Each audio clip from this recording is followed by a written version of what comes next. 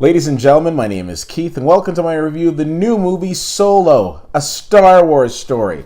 Yes, another Star Wars film. This one stars Alden Ehrenreich, Childish Gambino's other alter ego, Donald Glover, Woody Harrelson, Emilia Clarke, and Chewbacca. Yes, I know there's an actor under there, but to me, he's Chewbacca. Anyways, ladies and gentlemen, this of course is a prequel film, and this of course is giving us the backstory on Han Solo, Chewbacca, and Lando Calrissian, who of course played by Donald Glover.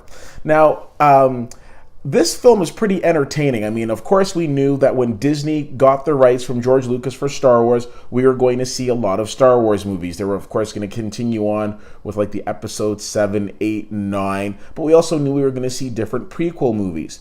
We saw Rogue One several years ago and it was well received, and now we've got the second prequel film under the Disney umbrella, which is the backstory of Han Solo. Now, of course, Han Solo went on to be played by Harrison Ford in all those other Star Wars films, and we knew that, you know, this is a sarcastic guy who's used to talking his way out of situations. The younger Han Solo was no different, and I think that he's played very well on the big screen by Mr. Ehrenreich. Now, the character that really impressed me in this film, though, was Donald Glover's portrayal of young Lando Calrissian, of course, was later on played by Billy D. Williams. I thought his performance was very charming, very suave, exactly what you'd expect to see in Billy D. Like, the only thing missing in his performance was like a Colt 45.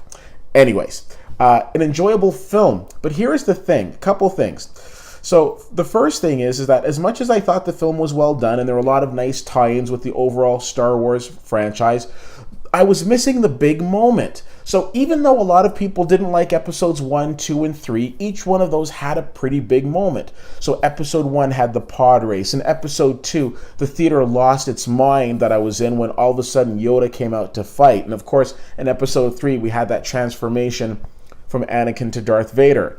I don't know that there was a big moment in this film. There were a lot of entertaining aspects of the film, but there wasn't like that big, oh my god moment, at least not for me and the people that I saw it with.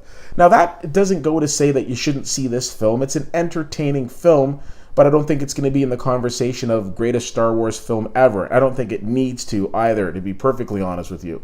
The other thing is I think movie fatigue is setting in from two different aspects. On the first aspect, a couple weeks ago, people are still dealing with the roller coaster of emotions that was Avengers Infinity War.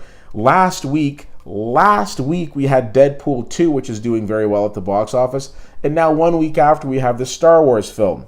So it's very difficult because I think people are a little movie fatigued out. And I back that up with the fact that the theater that I went to tonight wasn't packed.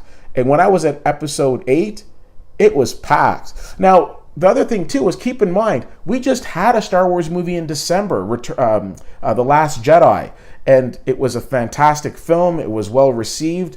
It did extremely well at the box office. But instead of going from December to December to December, as we've been doing over the past few years, now we've got a spring release for Star Wars. So I think people are kind of like, you know what, I need to take a break from a galaxy far, far away. So I understand that Disney wants to capitalize on this, but they also run the risk of watering it down if there's too much of a good thing. So I'll be very interested to see how this movie does at the box office. I think it'll do well. I just don't think it'll do Star Wars well. Overall, it's an entertaining film. I give this movie a B-. Again, if you've seen the other Star Wars films, there's a lot about this movie that you'll enjoy, a little Easter egg spread throughout. But if you're new to the Star Wars environment, it's a prequel, so you're kind of on that same level footing that you can go into and see it. And even though you might not pick up on those Easter eggs, you're still getting a prequel, so you're gonna be able to watch the other ones with probably a little more appreciation. At the end of the day, like I said, B- for me on this. If you have the chance to see Solo, a Star Wars story, I would love to know what you think. CFL_fan on Twitter, Facebook.com/Witty Whittier, and WittyWhittier.com. Thank you so much for checking this out. My name is Keith, and I'll see you at the movies.